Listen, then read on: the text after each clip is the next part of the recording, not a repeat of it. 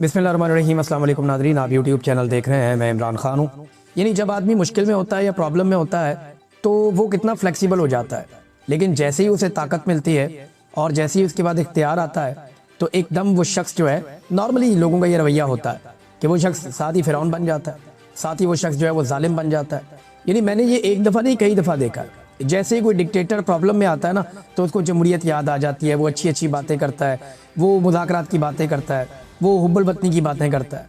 लेकिन जैसे ही उसे ताकत मिल जाती है और उसका अच्छा वक्त शुरू होता है या उसे ऐसा लगता है कि अब उसके लिए आसानियाँ हैं तो वो फ़िरौन बन जाता है। हमेशा डिक्टेटर यही करता है। फिर ना सिर्फ वो खुद धमकियाँ लगाता है, वो अपने टाउटों से भी धमकियाँ लगवाता है। अभी हाल ही में टाउटों ने धमकियाँ लगाने का नया सिलसिला शुरू किया है। कोई कुछ कह रहा है, कोई कुछ कह रहा है, ये हो जाएगा, वो हो जाएगा, ऐसे कर देंगे, वैसे कर देंगे जी। पहले तो हार्ड स्टेट थी, अब शदीद हार्ड स्टेट हो जाएगी। क्यों हो जाएगी भाई? हार्ड स्टेट करके आपने कौम का क्या बिगाड़ लिया है? या आपने कौन से झंडे गाड़ लिए हार्ड स्टेट करके, जो अब आप शदीद हार्ड स्टेट करके आप झंडे गाड़ लेंगे? यानी हार्ड स्टेट ने जो किया वो हमने देखा, हमें याद रहेगा सारी ज़िंदगी। ख़वातीन को सड़कों के ऊपर घसीटा गया, बुजुर्ग ख़वातीन के ऊपर तशद्दुद किया गया, बेशुमार घरों की चादर और चार दीवारी का तकद्दुस पामाल किया गया, ख़वातीन और बच्चों को अगवा किया गया सिर्फ आइनी तरामीम के लिए, जबरी गुमशुदगियाँ पाकिस्तान में बढ़ा दी गई, बेशुमार की गई, पार्लियामान पर हमला किया गया, अदलिया और मीडिया को यरगमाल बना लिया गया। और आज एक टिक्कर भी मीडिया अपनी मर्जी से अपने टीवी चैनल पे नहीं चला सकता, अखबारात अपनी मर्जी से खबर नहीं लिख सकते। बार बार इंसानों का कत्लेआम किया गया, साबिक वजीर आजम को और उनकी अहलिया को कैद तन्हाई में डाल दिया गया, सैकड़ों मुकदमात उन पर बना दिए गए, बहुत सारे शहरियों को गिरफ्तार करने के बाद नंगा किया गया और नंगा करके उन पर तशद्दुद किया गया, लोगों को करंट लगाए गए। जजेस बेचारे इस मुल्क में इंसाफ मांगते फिर रहे हैं। और कितना हार्ड करना है आपने स्टेट को? यानी इसके बाद तो अब चक मारें लोगों को, बस पकड़ के जो जहां से जा रहा है उसको चक मार लें कि जनाब स्टेट बहुत हार्ड हो चुकी है, अब ये स्टेट सारों को जनाब चक मारेंगे।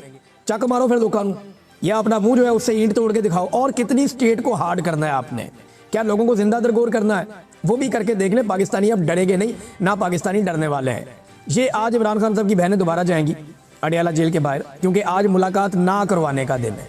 नॉर्मली ये मुलाकात का दिन होता है अदालती अहकामात के बावजूद, और जजों को भी ना, उन्हें जजों को शर्म आ रही है, ना जजों को गैरत आ रही है, ना जजों को गुस्सा आ रहा है, ना जजों को आइन और कानून याद आ रहा है। और तीन तीन जज जो है फैसला दे रहे हैं, लिख कर दे रहे हैं कि जाओ जाके मुलाकात करो। वो जेलर वो मुलाकात ही नहीं करवाता। वैसे जेलर की तो कोई औकात नहीं है, ये तो वैसे ही इंजीनियर साहब ने जेलर की गेम उठा दी है। औकात तो उस फौजी की है जिसको ऊपर से अहकामात मिलते हैं और वो नहीं मिलने देता।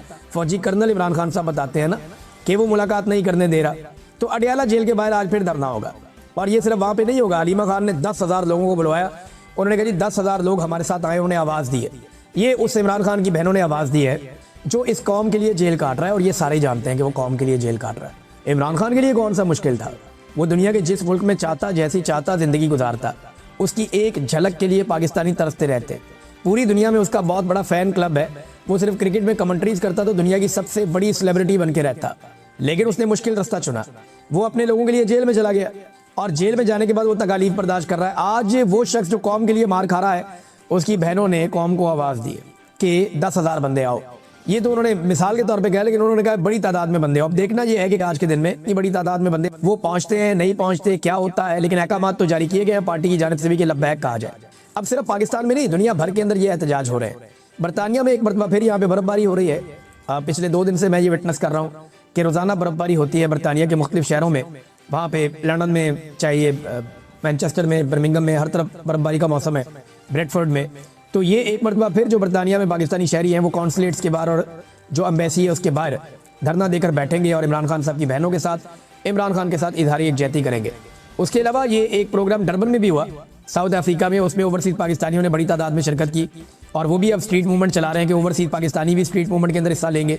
जबकि फ्रैंकफर्ट में, ये जर्मनी का शहर है, मैं यहाँ पे गया भी था, हमने यहाँ पे एक प्रोग्राम भी किया था, बड़े एनर्जेटिक लोग हैं। तो वहाँ पे जो पाकिस्तानी शहरी है वो भी इकट्ठे होकर जर्मनी में जो पाकिस्तान की कॉन्सुलेट है उसके बाहर फ्रैंकफर्ट में एहतजाज करने के लिए जा रहे हैं। तो ये जनाब आज के जो प्लान्ड एहतजाज हैं वो ये है सारे के सारे। अब नाज़रीन, वज़ीर आला खैबर पख्तूनख्वा का जो दौरा होने जा रहा है सिंध का, उसके हवाले से भी कुछ डाटा आ गया है। ये दौरा किस नौइयत का है मैं आपको बता देता हूँ। ये 9 जनवरी को शुरू होगा, 4 दिन का दौरा है। 9 जनवरी को सुबह 9 बजे वाली फ़्लाइट है और इस्लामाबाद से कराची जाएंगे, और ये 9 बजे से 11 बजे 2 घंटे की फ़्लाइट होती है। 12 बजे से 3 बजे तक इंसाफ हाउस में उनकी मुलाकातें। 3:15 बजे जो है वो उसके बाद FPCCI से मुलाकात, फिर 4:30 बजे मीट दी प्रेस कराची प्रेस क्लब जाएंगे, प्रेस के जितने भी सहाफ़ी हैं उनसे वो मुलाकातें करेंगे। उम्मीद करता हूँ कि जो लाहौर में अजीबोगरीब किस्म के लोगों को सहाफ़ियों के भेस में भेजकर बदतमीज़ी करवाई गई, कराची के जो जर्नलिस्ट हैं वो बड़े सीनियर बड़े अच्छे जर्नलिस्ट हैं, वो इस बात का ख्याल रखेंगे। दूसरा, 6:45 एक और इवेंट है ज़िला साउथ स्ट्रीट मूवमेंट का। फिर 7:30 बजे ज़िला कोरंगी में जाएंगे, वहाँ पे स्ट्रीट मूवमेंट है। फिर कैदियों से मुलाकात करेंगे रात को, और फिर ज़िला मलीर के अंदर स्ट्रीट मूवमेंट है। अगले दिन ये काफ़िला हैदराबाद की तरफ जाएगा और कराची से हैदराबाद तक के लिए एक रैली निकलेगी सुबह 9:30 बजे, और इसमें मुख्तलिफ लोग इस्तकबाल करेंगे। फिर कोटरी के अंदर एक स्ट्रीट मूवमेंट है, हैदराबाद हाई कोर्ट बार से खिताब है, हैदराबाद प्रेस क्लब के अंदर जाके सहाफ़ियों से खिताब है। फिर स्टेक होल्डर्स राउंड टेबल है, फिर पार्टी इजलास है इंसाफ हाउस हैदराबाद के अंदर, फिर ISF कन्वेंशन है, फिर हैदराबाद में स्ट्रीट मूवमेंट है, फिर सिंध काबीना का इजलास है, और इसके बाद जनाब रात को कराची वापसी है। फिर एतवार को कराची में 11 जनवरी को जो प्रोग्राम है सुबह 11 बजे डिस्ट्रिक्ट सेंट्रल की इनकी एक नशिस्त है तमाम अहदेदारों के साथ। फिर ज़िला कैमाड़ी में स्ट्रीट मूवमेंट, ज़िला वेस्ट में स्ट्रीट मूवमेंट, मज़ार कायद पे हाज़िरी और वहाँ पे आवाम से खिताब है। यहाँ पे उम्मीद की जा रही है बड़ी तादाद में लोग आएंगे। 4:30 बजे का वक्त रखा गया है शाम का। 6:30 बजे जो है वो इजलास है दोबारा से, और फिर यूथ विंग स्ट्रीट मोबिलाइजेशन है। फिर ज़िला ईस्ट मीडिया इंट्रैक्शन है, एक और भी मीडिया के साथ इंट्रैक्शन है इनकी। तो ये जनाब एक और दिन है, और फिर जो आखिरी दिन है 12 जनवरी का, Sindh high court bar association से खिताब करेंगे और उसके बाद वापस आएंगे। ये बड़ा तगड़ा प्रोग्राम है। इतनी सियासत तो जरदारी ने और बिलावल ने, ये दोनों बाप बेटे ने पिछले कई सालों में नहीं की जितनी सियासत एक दिन के अंदर सिंध में ये सुहेल अफरीदी करने जा रहे हैं। देखिए, जब लोग आपके साथ होते हैं फिर आपके पास बड़ा मार्जिन होता है, फिर आप खुल के पॉलिटिक्स करते हैं। लोग आपके साथ ना हो फिर आपने क्या पॉलिटिक्स करनी है, फिर आपने पॉलिश करनी है। पॉलिटिक्स तो बस बराए नाम ही होती है। नादरीन, ये एक और खबर है, और पाकिस्तान तहरीक इंसाफ के लोग इस पर एहतजाज कर रहे हैं। लोग ये कह रहे हैं कि जो सेनेटर फौजिया अरशद साहिबा है उनका नाम पॉलिटिकल कमेटी में डाल दिया गया। वो कहते हैं ये खातून पाकिस्तान तहरीक इंसाफ को छोड़ गई थी, और ये खातून जो है वो PTI को बहुत बुरा भला भी कहा नौमी के हवाले से इन्होंने। तो अब ये खातून का नाम क्यों डाल दिया गया पॉलिटिकल कमेटी में, और ये फैसले क्यों करेंगी ये जो बल्दियाती इलेक्शन होने जा रहा है इसके हवाले से। अच्छा, अभी कंफर्मेशन तो मेरे पास नहीं है, लेकिन मैंने ये बहुत सारी जगहों पे पढ़ा, सोशल मीडिया पे लोग एहतजाज कर रहे हैं। अब देखिए ना, ये मैं ये नहीं कह रहा कि इनको लगाएं या ना लगाएं, वो पार्टी का अपना इनका फैसला, लगाना लगाएं, नहीं लगाना ना लगाएं। लेकिन मैं एक चीज़ पे गौर करता हूँ कि अगर जरदारी या नवाज शरीफ कोई फैसला करे ना किसी बंदे या बंदी के बारे में, अपनी पार्टी का ओहदा, हुकूमत का ओहदा, कुछ भी, तो कोई तनकीद नहीं होती, उन पर पूछता ही कोई नहीं है। क्योंकि उन्होंने अपनी पॉलिटिकल पार्टीज़ में ना तो शऊर दिया और ना ही आज़ादी दी, ना सियासी शऊर ना सियासी आज़ादी, जो दिल करता है करो। PTI में कम से कम ये है कि लोग सवाल पूछते हैं, इसको क्यों लगाया, उसको क्यों लगाया। PTI के लोग उस्मान बुज़दार पे तनकीद करते रहे और खुलकर करते रहे और बहुत देर तक करते रहे, और इमरान खान साहब को बड़ी मुखालफत का सामना करना पड़ा उस्मान बुज़दार वाले फैसले पे, गंडापुर वाले फैसले पे। हालांकि गंडापुर का फैसला बहुत अच्छा था, लेकिन गंडापुर साहब कॉम्प्रोमाइज़ हो गए, या उन्होंने एक नया तरीका सोच लिया कि मैं ये वाले तरीके से करूँगा चीज़ें तो ठीक हो जाएगी। इमरान खान साहब के बजाय उन्होंने सोचा कि वो ज़्यादा बेहतर सोच सकते हैं, ज़्यादा अच्छे आइडियाज़ हैं उनके पास। वो इमरान खान को समझना शुरू हो गए थे कि शायद इमरान खान की सोच में कोई कमी है और मैं इमरान खान को खुद बाहर निकालूंगा। तो इमरान खान साहब के लिए पूरी दुनिया में आवाज़ उठ रही है, बैनुल-अक़वामी सतह पर रोला पड़ गया है, और मैं कुछ चीज़ें आपके सामने रखता हूँ अभी। नंबर 1 तो ये है कि 40 से ज़ायद मुमताज़ आलमी माहिरीन तालीम जो हैं, और उनके अलावा अवामी दानिशवरों ने और ह्यूमन राइट्स एक्टिविस्ट, इन्होंने अमेरिका, यूरोपीय यूनियन और दौलत मुश्तरका और OIC के नाम एक ख़त लिखा है। यानी ये दुनिया भर के अंदर ख़त लिखा जा रहा है। अमेरिका के नाम भी लिखा है, यूरोपीय यूनियन के नाम भी लिखा है, दौलत मुश्तरका के नाम भी लिखा है, और OIC के नाम भी ये ख़त लिखा गया है। अक़वाम मुत्तहिदा को भी इसमें जो है वो मुखातिब किया गया है। इमरान खान को तिब्बी सहूलियात फराहम की जाए, इमरान खान साहब के ख़ानदान और डॉक्टर्स तक रसाई दी जाए, और सियासी बुनियाद पर जो उनकी कैद है उससे उनको रिहाई दी जाए। अब ये आलमी सतह के बहुत सारे लोग हैं, 40 से ज़ायद लोग हैं, और ये बड़े बाअसर लोग हैं दुनिया में। ह्यूमन राइट्स के हवाले से इनकी खिदमत है और इनकी खिदमत का एतराफ़ भी किया जाता है। तो ये एक डेवलपमेंट है। अब ज़्यादा डिटेल में मैं इसकी नहीं जाता, बस आप ये समझें कि दुनिया में बड़ी तेज़ी से इमरान खान के लिए आवाज़ उठना शुरू हो गई है, और ये कामयाबी है इमरान खान साहब के बेटों की, उनकी बहनों की, क्योंकि वो कंटिन्यूसली एंगेजमेंट कर रहे हैं, और ओवरसीज़ पाकिस्तानियों का भी इसमें एक हिस्सा है। देखिए, जो ओवरसीज़ पाकिस्तानियों से नफरत करते हैं ना सब लोग, ख़ास तौर पे पाकिस्तान की मिलिट्री एस्टेब्लिशमेंट और पाकिस्तान का जो मौजूदा रजीम है, ये नफरत इसलिए करते हैं कि ओवरसीज़ पाकिस्तानी हर जगह पे इमरान खान साहब की बात करते हैं और हर जगह पे जुल्म और ज़्यादती के खिलाफ बात करते हैं। देखिए, अब ये एक मीटिंग हो रही थी, और ये जिनेवा के अंदर समिट हो रहा है for human rights and democracy के ऊपर, इंसानी हकूक़ और जमहूरियत के लिए जिनेवा के अंदर एक समिट हो रहा था। उस समिट में एक पाकिस्तानी ने आवाज़ उठा दी बड़े ज़ोरदार तरीके से, और जो ओवरसीज़ पाकिस्तानी है उसने आवाज़ उठाई और उसके बाद जो है वो वहाँ पे इमरान खान साहब का तस्करा किया गया। Political imprisonment of Imran Khan mentioned in Geneva after N overseas Pakistani shouted that don't forget about Imran Khan, कि आप इमरान खान को नहीं भूल सकते या इमरान खान को मत भूलिए या उनका नाम लेना मत भूलिए। He is a political prisoner and former prime minister of the 5th biggest nation in the world, कि वो दुनिया की 5वीं बड़ी कौम का एक लीडर है और सबका प्राइम मिनिस्टर है, आप उसे नहीं भूल सकते। और उसके बाद फिर इमरान खान साहब के लिए बाकायदा इस प्लेटफॉर्म के ऊपर आवाज उठाई गई और ये बताया गया कि रजीम कैसे इमरान खान साहब को दबा रहा है, रजीम कैसे पाकिस्तान के साथ जो है वो ज्यादती कर रहा है। अब ये पाकिस्तानी डॉक्टर है सबरीना जिन्होंने ये हाईलाइट किया मामला, इन्होंने आवाज उठाई। अब पाकिस्तान का रजीम इसीलिए जो मौजूदा रजीम है आसिम मुनीर साहब ने बनाया हुआ है और अमेरिका की आशीर्वाद से बनाया हुआ है, जाली फार्म 47 के ऊपर बनाया हुआ है, सारे चोर डाकू इकट्ठे करके जिन्होंने मुल्क को लूटा कई दहाइयों तक, उन्हें इकट्ठा करके लाके इक़्तिदार में उठा दिया और इसका टके का फायदा पाकिस्तान की फौज को नहीं हुआ।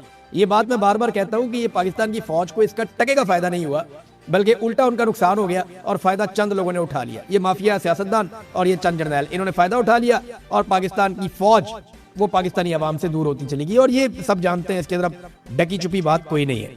तो ये दो डेवलपमेंट है इमरान खान साहब के लिए, हर तरफ जो है वो आवाज उठ रही है। नाज़रीन, सियासतदानों में सबसे लंबी जेल जो है वो जावेद हाशमी साहब ने लगातार काटी है और मुश्किल तरीन जेल काटी है। जावेद हाशमी साहब का अगर आप चेहरा देखें या उनकी हालत देखें तो आपको अंदाजा हो जाता है कि जेल की सख्तियों ने उनके साथ क्या किया। ज़ईम हुसैन कादरी साहब, ये मरहूम इंतकाल फरमा गए हैं, मेरे बड़े अच्छे दोस्त थे, बड़े शानदार इंसान थे और बड़े बहादुर इंसान थे। ज़ईम कादरी ने बड़ी कुर्बानियां दी नवाज शरीफ के लिए, जमहूरियत के लिए, और मुश्किल वक्त में नवाज शरीफ के साथ खड़े हुए। नवाज शरीफ और शहबाज शरीफ जो है उनकी अहलिया को कहते थे कि ऐसे ही लोग वज़ीर आज़म बनते हैं, ऐसे ही लोग वज़ीर आला और गवर्नर बनते हैं, लेकिन जब उन्हें इक़्तिदार मिला तो उन्होंने ज़ईम कादरी को टके टोकरी कर दिया। फिर ज़ईम कादरी साहब उन्हें छोड़ गए, उनका इंतकाल हो गया, अल्लाह ताला उन्हें गरीक रहमत करे। बड़े शानदार इंसान थे। ज़ईम कादरी के वालिद की पीठ में भी छुरा घोंपा वो मुझे बताया करते थे और उनकी पीठ में भी छुरा घोंपा नवाज शरीफ साहब ने। तो ये जिन लोगों ने बहुत मार खाई उनमें ये भी थे। तो जावेद हाशमी साहब जिन्होंने बहुत तकलीफ बर्दाश्त की, इनके जिस्मों पर आज भी आमरीत के निशान है। तो जावेद हाशमी के बकौल 10 साल उन्होंने कहा मैंने जेल काटी है। अगर मुझसे इस तरह का बर्ताव होता जैसा सलूक इमरान खान के साथ किया जा रहा है तो शायद मैं भी डील कर लेता। ये बहुत बुरा सलूक हो रहा है। जावेद हाशमी जैसा बंदा गवाही दे रहा है जिसने आसिफ अली जरदारी से कई 100 गुना मुश्किल जेल काटी है। जरदारी ने तो जेल काटी नहीं ना, वो तो कोठियों के अंदर, अस्पतालों के अंदर, VIP कल्चर, बाकायदा स्वीट्स के अंदर वो रहे हैं जरदारी साहब, वो तो बहुत इंजॉय करते रहे और उनकी जेल तो जेल थी ही नहीं चंद दिनों के अलावा। तो जावेद हाशमी की जेल थी। अब जरदारी साहब को जेलसी हो रही है इमरान खान से कि यार ये इतना आगे निकल गया, इतना बहादुर हो गया और हम लोग बहुत पीछे रह गए, हम जेल नहीं काट सके, इमरान खान जेल काट गया। तो जरदारी साहब की वो जेलसी अब उनके चेहरे पे, उनके रवैये में, उनकी बातों में नजर आ रही है। लेकिन जावेद हाशमी जो रियल वर्कर है, जिसने जेन्युइनली मार खाई है, जिसकी सारा पाकिस्तान गवाही देता है, वो शख्स कहता है कि इमरान खान को मुझसे भी मुश्किल हालात में रखा गया। नाज़रीन, अली अमीन गंडापुर साहब जो हैं वो अब आहिस्ता आहिस्ता शेर अफजल मरवत बनते जा रहे हैं। एक के बाद एक स्टेटमेंट उनका आता है और उनका स्टेटमेंट ज्यादातर इमरान खान साहब की फैमिली या पाकिस्तान तहरीके इंसाफ को नुकसान पहुंचाता है। यानी वो शेर अफजल मरवत ऐसे बन गए कि उन्होंने दावा कर दिया कि इमरान खान के बगैर इमरान खान से बड़े जलसे और मार्च किए हैं उन्होंने। इमरान खान के बगैर इमरान खान से बड़े जलसे और मार्च किए तो करें ना। अभी वो तो इमरान खान के नाम पे लोग निकलते थे, वो तो इमरान खान साहब कहते थे तो लोग निकलते थे, कॉल तो इमरान खान की जानिब से आती थी। अली अमीन गंडापुर को तो आखिरी एहतजाज में लोग घसीट घसीट के लेकर जा रहे थे। अली अमीन को जान छुड़ानी मुश्किल हो गई थी, वो गाड़ियों की ब्रेकें लगाता था, लोग पीछे से धक्के मारते थे कि आगे चलो चलो एहतजाज में। आखिरी मरतबा अली अमीन गंडापुर को बादल नखास्ता एहतजाज में जाना पड़ा और ये फंसे हुए थे। और ये बहुत सारी ऐसी वीडियोस हैं जहाँ पे गंडापुर साहब को लोग पुश कर रहे थे कि चलो चलो एहतजाज में आगे बढ़ो, रुकते क्यों हो, कोई आराम नहीं करना, आगे बढ़ना है। तो ये गंडापुर के साथ हो रहा था। गंडापुर साहब टाइम ज़ाया कर रहे थे ताकि लोगों की तादाद कम हो जाए, मोहसिन नकवी के लिए आसानी हो जाए। लेकिन लोग जबरदस्ती गंडापुर को आगे की तरफ धकेल रहे थे और तंग आगे बुशरा बीबी फिर अली अमीन गंडापुर से काफी आगे चली गई कि ये तो आगे जाता नहीं है तो मैं तो जाऊं, कारकुनों को लेकर कम से कम मैं तो वहां पहुंचूं जो इमरान खान साहब ने कहा हुआ है। बहरहाल आहिस्ता आहिस्ता गंडापुर साहब जो है उनको आसरा तो दिया हुआ है कि वज़ीर आला बन जाएंगे खैबर पख्तूनख्वा के, लेकिन ये होना नहीं है। यहाँ पे 90 के करीब MPs हैं पाकिस्तान तहरीके इंसाफ के, तो आखिरी नंबर अली अमीन गंडापुर का आएगा अगर सारे फारिग हो गए। क्योंकि अगर किसी को ये लगता है कि सुहेल अफरीदी को हटा के वो गंडापुर को बना लेंगे तो इससे दो नुकसान होंगे। एक तो गंडापुर बनेंगे भी नहीं, एक और तोहफा मिलेगा पाकिस्तान तहरीके इंसाफ की जानिब से एस्टेब्लिशमेंट को। और अगर सुहेल को हटा दिया तो सुहेल पहले से ज़्यादा खतरनाक हो जाएगा और सुहेल के पास फ्री हैंड हो जाएगा, बहुत सारी जिम्मेदारियां खत्म हो जाएंगी और बड़ा लीडर भी बन जाएगा। और फिर वो तहरीक खुलकर चलाएगा जो चलाना चाहते हैं सुहेल अफरीदी, जो वो कह रहे हैं कि इमरान खान रिहाई फोर्स में बना रहा हूँ। तो वो उसके ऊपर ज़्यादा मेहनत कर पाएंगे। नाज़रीन, डील की बातें हो रही हैं, कभी राणा सनाउल्लाह कहते हैं, कभी अली अमीन गंडापुर कहते हैं, कभी शेर अब्दुल बरवत कहते हैं, कभी जावेद लतीफ़ कहते हैं, कभी कोई और लोग कहते हैं। इमरान खान की बहनें भी कहती हैं, इमरान खान भी कहता है कि मैं तो डील नहीं ले रहा अपने लिए, पाकिस्तान के लिए मेरे साथ बात करो, रास्ता निकालो, इलेक्शन करवाओ, मैं तैयार हूँ, मैं किसी से बदला नहीं लूँगा, लेकिन इंसाफ तो करना पड़ेगा।